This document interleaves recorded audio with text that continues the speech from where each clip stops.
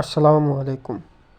বাংলাদেশ বনাম পাকিস্তান দ্বিতীয় ওয়ানডে ম্যাচে বাংলাদেশ হেরে যাওয়ার ফলে বাংলাদেশ তৃতীয় ওয়ানডে ম্যাচে একাধিক পরিবর্তনের মাধ্যমে সম্ভাব্য একাদশ ঘোষণা করেছেন। একাদশে যারা আছেন: নাম্বার 1 সৌম্য সরকার, নাম্বার 2 তানজিদ তামিম, নাম্বার 3 নাজমুল হোসেন শান্ত, number 4 Towhid Hridoy, number 5 Liton Kumar Das, number 6 Afif Hossain ধ্রুব,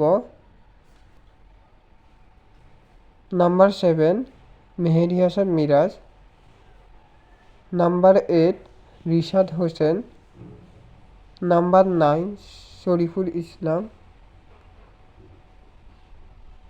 নাম্বার 10 নাহিদ রানা, নাম্বার 11 মুস্তাফিজুর রহমান।